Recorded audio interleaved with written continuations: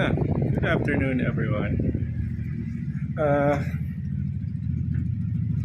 so, the usual time check. Alas 3 na ng hapon. Mag-errands lang ako. Tapos, we'll talk about ownership of this bike. Iba tunog, no? Sira yung pipe, nabasag yung bracket. Doon sa kasa, naantay ko pa kung papalitan nila. For the meantime, at least magagamit, di malalaglag. Ayun. So, here's the bike now. I got this mga February, about almost 2 years ago. So, yun. Dami na kami pinuntahan, dami na kami pinagdaanan. And just so everyone should know, hindi ako yung motovlogger na I'll review someone else's bike or demo bike. This is not a demo bike. This is my bike. I paid for it with my money and I can do with it whatever I want. Yon. Tsaka I use it on a daily. I bring it everywhere I want to bring it. And yun. So technically, walang bias. Hindi ko kailangan magpa-cute. Yan. Sasabihin ko sa inyo how it is to own one. And kamusta yung mga quirks, probably warranty issues, gano'n. I have a lot of those. Sabihin ko na lang mamaya as we go along the trip. Registration yun, kasi iba may mga problema pa sa registration yun. Takes a bit too long sometimes, pero iba naman mabilis. But it's not the same for everyone, yung ownership experience. But yun, question is it worth owning? Or kung talagang alam mo yun, as I tell you stories along later, kung hindi ko nalang binenta, bumili lang bago, no? Well, you'll find out later. Byahe na. Check, almost 4 o'clock. Ayun, nakakita. So continuing. So yun nga, mostly a scooter guy. My first bike was a Simjet, tapos nag-Fino ko, tapos nag-Click, tapos this one. And pinagkaiba niya dun sa mga luma kong scooters, yan. Nothing under the seat. As you can see, that's a gas tank. 10 litro yung kasya dyan. With a range na mga 300 kilometers to a tank. Depende kung paano mo siya pipigain. This one, pina-custom. This one, pina-custom. This one I got off Shopee. This one, AliExpress. Yan, clock. So ito lang yung lalagyan mo. Nagpalagay akong box para lalagyan ng stuff. So much stuff in it. This one is important kasi grabe yung talsik. Hanggang helmet mo aabot kung wala yan. Yun, the pipe. Again, yun. Sinabiyak yung bracket ng stock na pipe kasi this had issues before, even before nung kukuha ko pa lang. And if you would notice yan, may tama siya dito. So, sumasayad yung stock pipe talaga. In-adjust na namin yung suspension ng super tigas yan, sumasayad pa rin pag may angkas. Pero, sabi naman nila, normal daw yun. So, kaya na maghusga kung okay ba yun o hindi. Tapos, yun, since this is a 90% metal body, yan. Yan, nakakalas kakabit yan, you'll get yan yung mga scuff marks pag binabalik. Yan, sa may tornilyuhan, one of the bolts para matanggal yan. There's another one here. And there's another one under. Tapos ito, yan, pops out. Pops out. Para sa pillion. And yun. Overall, as a scooter, okay naman siya. It's not the fastest bike that you can buy or scooter. It's not the pinaka tech-packed or pinaka kung ano man. But ang masasabi ko lang, ito pinaka classic so far na available sa market. Pinaka-affordable din at that time kasi this is the 180. Ito yung mga first models sa lumabas with the GP300 and yun, this was 175 back then. Parang may discount pa ata if you got it at Motovita. And yung 300 is about 275. Yung isang model, the TG, different body, mas classic dyan, I think it's 295. So ito actually yung pinakamurang mabibili mo na classic looking bike. So far, kung pa-classican lang, medyo walang tatalo dyan. Yung suspension niya, as you can see, is from the old Lambretta na design. Yan, cantilever type. I actually like it. Medyo matataranta ka lang kasi parang ang daming moving parts. Pero so far so good. Halos 18,000 kilometers na tinatakbo ka sa motor na to.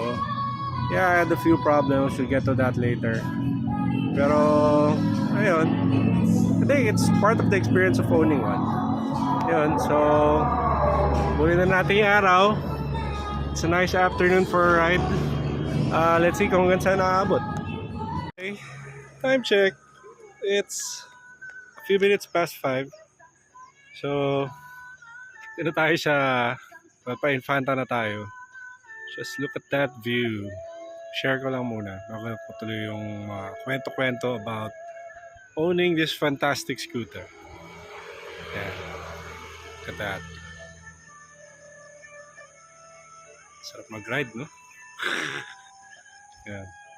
Anyway, so break muna tayo. Going to try and reach yung rotonda ng Real. Hopefully may liwanag pa ng konti. Kung wala, I equipped the bike with the MDLs. Isa galing pa dun sa kumpare ko. Shout out, paring Lexter. I miss you. Pag bumalik ka, ride tayo ulit. Ayun. So, ano sabi ko kanina? Ayun. Pag full tank, taas yung fuel range. Nakita niyo ba kung gaano kataas yan? Ayan, look at that. Ang laki ng clearance, sir. Ayan. So, masarap siya pang biyahe. It's not the fastest bike. Tulad nga nung sabi ko, wala namang VVA yan. Pero, very responsive siya sa akyatan. Saka, maganda handling. Preno is a bit wanting, lalo na siguro kung yung 300 ang kukunin nyo. You might need to buy some aftermarket pads or hopefully get something retrofitted dyan sooner. Pero for the 150s and the 180, which is the one I have now, sakto na yung stock brakes niya. Pero I put pads na rin kasi dito kasi yan sabi ko kanina, this is about 19,000 kilometers na in about almost 2 years. So, I experiment with things dun sa bike. Kasi, alam mo yun, it's your bike, so you have to customize it to whatever you want it to be. Ako kasi I'm more on a brake guy and a handling guy. Mas gusto ko yung feeling pag nag-ride ka, yung alam mo yun, na-feel mo yung hangin, na-feel mo yung acceleration, nag-enjoy ka dun sa ginagawa mo, which is the most important thing when it comes to riding. Ayun. So, ayun, may iba pa mga riders na parating. So, parang galing na sila doon sa pupuntahan ko. So, what else can I say? Ayun. You like to find out anything else? Well, I might think of something on the way to dun sa rotonda ng Real. Because I want to take a picture nung... Because I went there like a few years ago sa isa ring kumpare ko, si paring Charles. Pero naka-scooter pa kami noon. I was on my Fino. I just want to relive the moment kahit yung scooter ko lang. Picturean ko lang din ulit dun sa ano. Tapos we'll see if diretso tayo somewhere, probably pa-Real pa, going back to Sampaloc, or I'll just go double back. Depende kasi kabilin-bilin na ng aking lovely wife not to go home na madilim. Palubog na yung araw. Ayun. O siya, sige. Biyahe na ulit.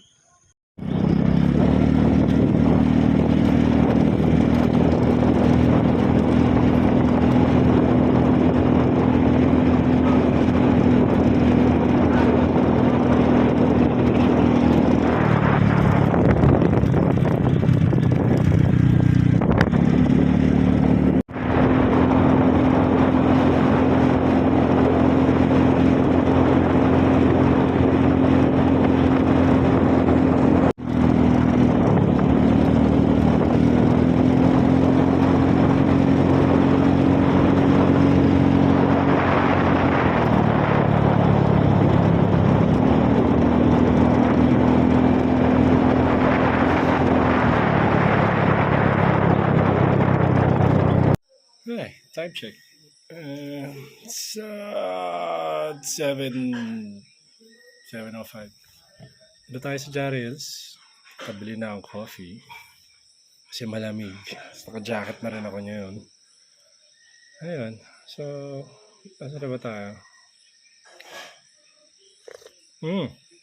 Tapos na tayo sa ilaw, suspension handling.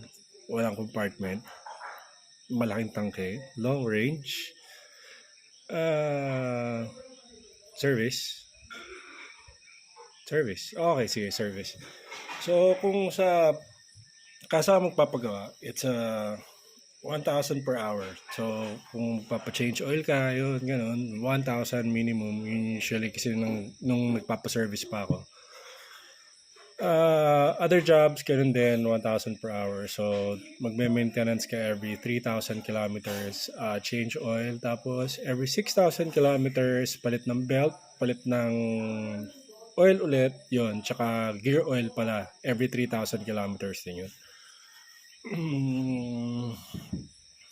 Sa 12,000, I think kailangan mo na ng valve adjustment sa 12,000. So, the clearance is 0.25 according sa manual. Yun, pwede rin paggawa sa kasa yun, but that can be done also sa ibang shop. What else? Issues. Wala. Usually mga ABS lang. Pupunta yung ABS, so hindi nagagana yung speedometer mo, tapos lagi nakailaw yung ABS light.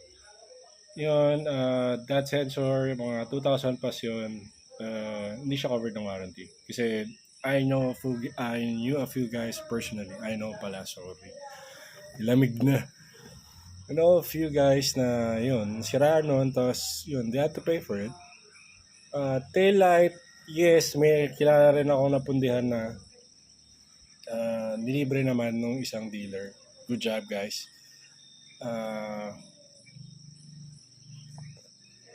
Palitan sa akin rotors at 5,000.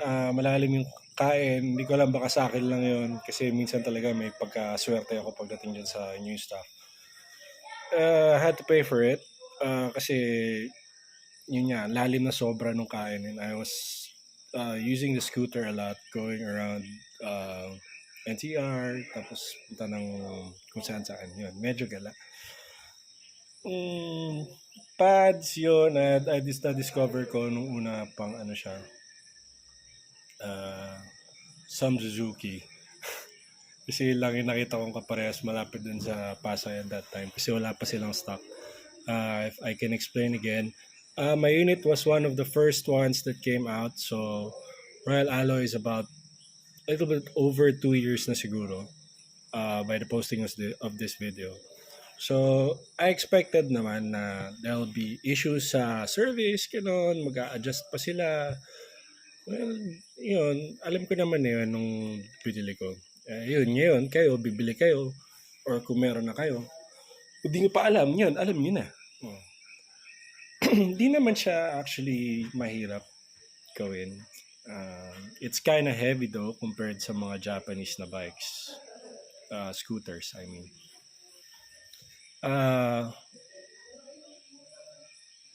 Pwede actually siya gawin kahit sa ibang shop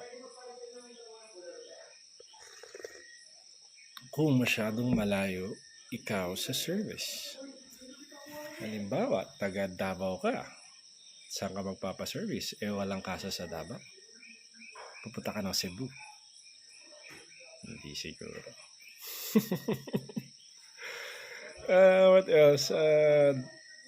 Rotors, so at 5,000, I change rotors. Tapos, I think nagkaroon ako ng problema check engine before 10,000 kilometers na hindi mawala-wala. So, pinalitan nila yung O2 sensor several times. That was the first try. Yun, libre yun. Na hindi ako sinundan. Tapos, bumalik pa rin yung check engine. So, I had to come back again after a few months kasi I use the scooter on a daily pang hatid sa mga bata, pang palengke, pang errands. That's what I use the scooter for. More than a lifestyle. Tapos, second attempt, I went back again. Tapos yun, They changed the auto again. I had to leave the scooter there for siguro isang linggo. Yun. After 1 week, eh, sabi nila okay na. So I took it out. Tapos siguro mga less than a kilometer away, umilaw ulit yung check engine. Nagmamadali ako noon and I came from an injury from trailing yun. From my previous video, nakita nyo, I do trails also and I do also big bikes. Well, big bike kasi yun pa lang yung bike ko eh. Na sana yun na nga lang. So I was kind of pissed. So sabi ko, mo na, gagamitin ko na lang. Kasi it's running naman. Ayaw lang mag-idle. Tapos, after a while, ayun, since ayaw mag-idle, so maya ka nagsastart pag nagsustall. Eventually, yun, yung starter ko naman yung bumigay. Not also covered by warranty kasi they had me pay for it. Mura lang naman, mga 2,000 plus lang din. Kasi daw, consumable yung carbon brush. Basta consumables daw, hindi siya covered ng warranty. Pero sabi ko, okay, yung brush consumable, pero yung starter ba consumable? And sabi nila, yes, according to management. So, bayaran ko na lang din para magamit ko. Kasi I don't have any other scooters na pang ikot-ikot for errands. I have other bikes, yes. Pero, sige nga, subukan mo magbuhat ng 1 galon ng liquid detergent sa enduro o kaya sa big bike. Tapos, mag-ano ka rin. Konting pamalengke. Saan mo sasabit yun? Wala, di ba? So, di scooter talaga. What else got broken? Yun, yung last na punta ko, what is their replace? No, finally, yun nga, inayos nila. Kasi, I had incidents before na something happened to the scooter na wala ako sa Manila. So, bigla na lang nag-stall, nalaglag yung spark plug cap. For some reason, hindi ko alam paano nangyari. So, nalaglag yung spark plug cap. Hindi ko na maalam. So, tumawag ako sa kanila. Tapos sabi naman nila, it's just the spark plug cap. So, yun. Kabit ko lang daw ulit. Nung kinabit ko, nalalaglag. About mga over 10 times. Papunta ako ng San Fernando nun. Papunta ako Angeles actually nun. Tapos nasa bandang Pampanga na ata ako na. In the middle of Pampanga, somewhere. Buti lang may bukuhan dun sa tapat. So, kinabit ko. Funny thing about that spark plug cap is, pag kinabit mo siya, pag nalaglag na pala siya, di ba? So, yan nakakabit, di ba? Tapos, nalaglag na siya. Pag nalaglag na siya, tapos kinabit mo siya ulit, it has a tendency na malalaglag siya ulit. So, sinabi naman sa akin ng mechanic, go find a spark plug cap somewhere, which is buti na lang may nadaanan ako. So, I found a Raider spark plug cap, which I first used. Tapos, yun na lang muna kinabit ko. Ngayon, nakauwi naman ako. Well, it's better than having it towed, di ba? Tip pala, kung gusto niyo ng you use, magbaon kayo ng Mio na spark plug cap. Just in case. Kasi, kahit kabit niyo yun, kakalas. Promise. And that you can't buy yung spark plug cap lang pala. You have to buy the whole assembly. So, yung coil, yung wire, tapos yung cap, 2 plus din yun. So, see, not so expensive. Pero, hassle. Pero, okay na. Yaman na. Matakbo naman na ulit eh. So, that one broke. Tapos, so bumili akong bago noon kasi sabi, dahil din sa check engine. And I had an inkling na yung servo na nga yun. Kasi, after the second time na, kasi it just keeps stalling out. Ako naman, chinatsaga ako na lang kasi I'd rather use it na it keeps stalling kesa I use another bike or get a new one. Kasi I bought that brand new no February of last year. So, yun. Tapos, so palitan daw yung ignition coil, baka mawala. So, pinalitan namin, so hindi pa rin nawala. Tapos, some issue with the servo nung nalinis dun sa casa the first time. So, it was sprayed, tapos tinanggal, tapos nung pagbalik, Yun, it was not idling properly. Like yung pagka, di ba, pag-upo mo, saksak susi, tapos sa preno, tapos pindot, maandar dapat mag-idle siya mag-isa, di ba? Akin hindi. Pag saksak susi, so kailangan pahawakan yung idle. Nagawa natin. Ginamit ko lang ng ginamit ng ganun. So eventually nga yun, nasira din yung starter. Tapos I had to have it towed for the second time. Hindi ko na kukwento yung first time. Kasi medyo epic din yung first time. Something broke. Sabi nga nung asawa ko, it's either napakamalas ko lang daw talaga sa yung stuff. Ako naman, very resilient. Not like a cockroach, but matyaga tayo. Ayun, so I had to check somewhere else. Kasi yun nga, nakadalawang balik ka na, tapos hindi pa rin nila ma-sort out.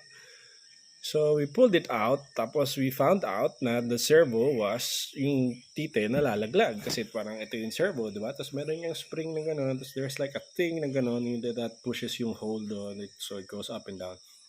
So pag binunot namin yun, naiwan yung tite, yung nipple, sorry for the word, yung nipple, yung nagtatakip siya. So naiwan, so let's say, ba't ganun nangyari doon? Kasi servos are common actually sa ibang sasakyan. So trabaho nun is it opens up a bit pag kailangan mo ng more idle. So parang naka-throttle pero yung servo mo yung nagtatrabaho nun. Tapos pag okay na ulit, it closes it up. So yung throttle flap mo na lang yung nagpapaano nun. By the way, I'm not a mechanic. Sanay lang ako sa mga sira-sira. Way before. Tapos, yun. So, sinabi ko na sa kanila yun. Tapos, yun, hindi nga daw yun. Kasi it does not pop out dun sa my scanner. So, they changed it again. What do you call this? Auto sensor. And to no avail, ganun pa rin. Hanggang sa yun, medyo naiinis na ako. So, sabi sa nila, go and fix it please. Kasi this would be the 4th time we'll be fixing the same issue. Yeah, so finally, just like I think 2 months ago, yun. I went there and finally they changed the right part, which is yung whole throttle body assembly. Kasi wala daw sila nung servo lock. So that would be like yung ignition coil. Kung kailangan mo ng spark plug cap, kailangan mo bilhin yung buong ignition coil. So yung throttle body, ganun din yun. And that's like 14,000 I think. And I had to pay for that. Kasi nga daw, ginalaw ko nun. Okay. And aside from that, yes, pinalitan din nila injector kasi it was kind of sludge up or something I don't understand. I just didn't really care at that time nung narinig ko yung bill ko. So I was going to pay like 21,000. In-exclude na nila yung labor kasi as a matter of goodwill, I think, or good gesture. Yun. So, they changed yung ABS sensor. They changed yung ejector. Hindi kasama sa warranty yun. So, they changed also the whole throttle body assembly. And I don't know what else. Fuel filter pala. Fuel filter. They changed the fuel filter. And it works perfectly now. Yun. Is it reliable? Yes. As long as it does not F up electronically. Mechanically, it's quite easy to fix. Yun, makita nyo naman sa mga past videos ko, I use it going to Baler and Infanta and saan pa ba, High Point. Yun, I went there all the way to Real just to take a photo. And yun, maganda kasi yung daan you know. I think I like this better in the scooter just because hindi siya ganun kalakas. So kahit i-throttle out mo siya, mas predictable yung power when you go on a corner, gano'n. Tapos the brakes are good enough now that I changed yung pads harap and likod and I had it serviced also. Did a bit of tweaking dun sa CVT since wala na nga daw sa warranty. Yung pipe ko pala na nabiyak. So, diba, ito yung pipe mo, diba? There's a bracket like this na naka-weld dun sa pipe and naka-bolt yun dun sa ano. So, nabiyak yun dun. Kasi nga kanina, di ba sabi ko, mayroon tama kasi there's an issue about this RAs na tumatama yung pipe dun sa fairing. Yun. I said that nung first pa lang na in-adjust yung suspension. That was like almost 2 years ago also. Tapos sabi nila, normal lang daw, baka nalubak ako. Okay. Kasi ako, let's not get angry about those things. Kasi, maybe they know better.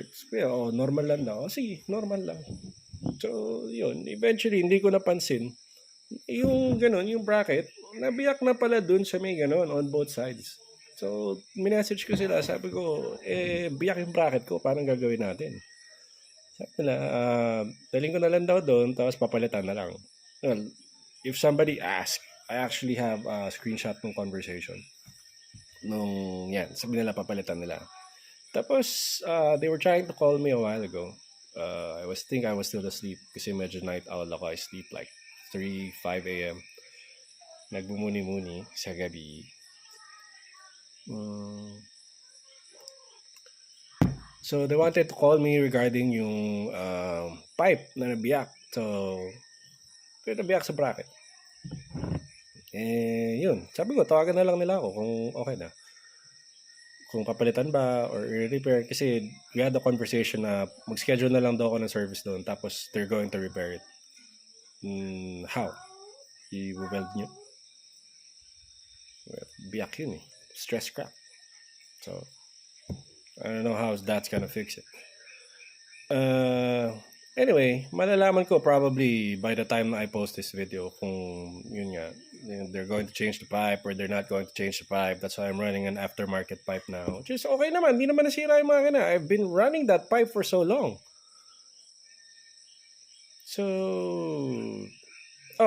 pagdating pala sa pipe, Scorpion lang ang hindi mag-void ng warranty mo pag nagkabit ka ng pipe. Diyan. Alam ko bawal din magkabit ng busina. Nagkabit na ako kasi void na ito yung warranty ko. What else? Yun, aside from that, well, that's the bad side of ownership it's my personal experience. As an owner, I'm not your typical sasakyan ko tapos magbibigay akong comment. No.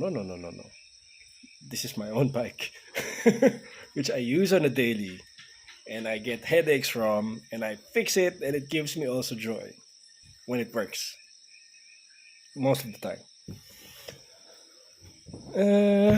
What else? So, yung they phased out yung 195, 195 yung GP150 now. Tapos I think it's 205 for the two-tone. Tapos, there's another variant with the Scorpion exhaust. Yun. That's from 175 dun sa GP180. Never tried GP150 before. I tried the GP300 from the owner of the brand. The importer pala, kay Sir Brian. Thank you so much. Yun, sa GP300, ang masasabi ko lang, and needs a little bit tweaking sa brake. Wala nung initial bite. It's not supposed to be a sporty ride or something, but it's brakes, and if you have a faster scooter, then you should have a better brakes for it. As of now, wala pang upgrade. Sa 150 and sa 180, the brakes are good enough.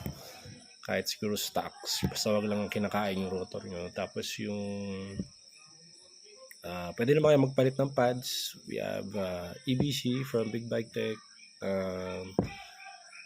From Motor World, you can order it online. Yung Brembo na brake pads for a Kimco like 125 for the fronts and Vespa GTS for the rear.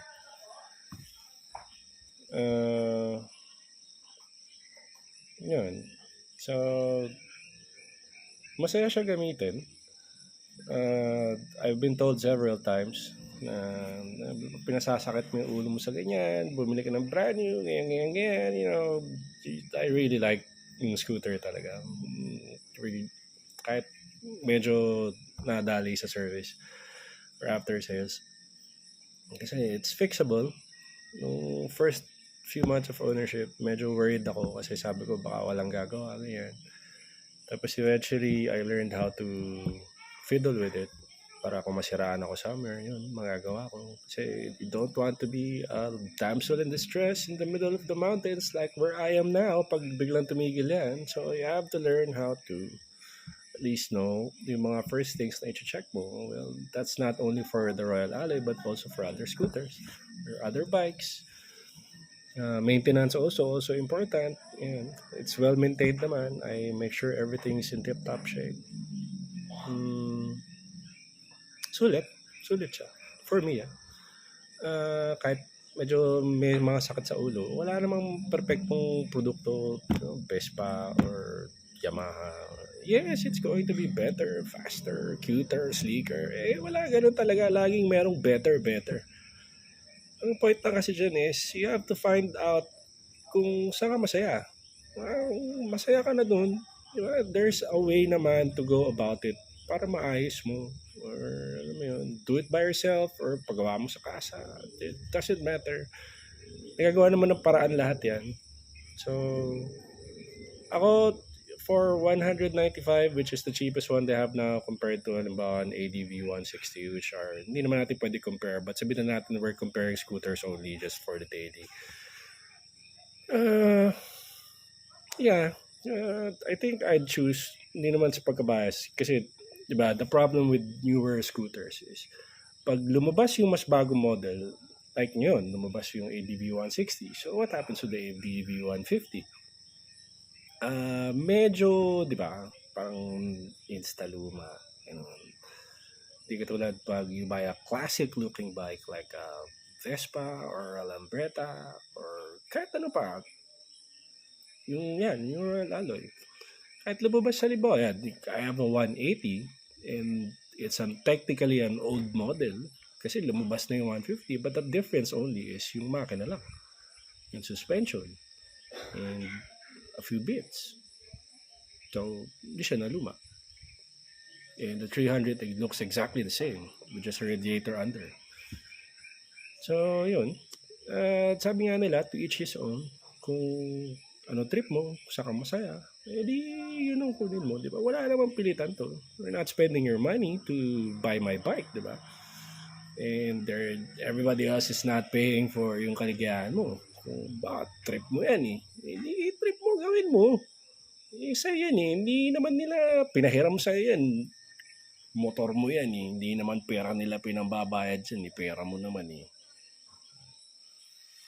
So, sulit ba? Palagay nyo. So, yun. I'll be leaving in a while. Busin ko lang yung aking coffee. 3-in-1.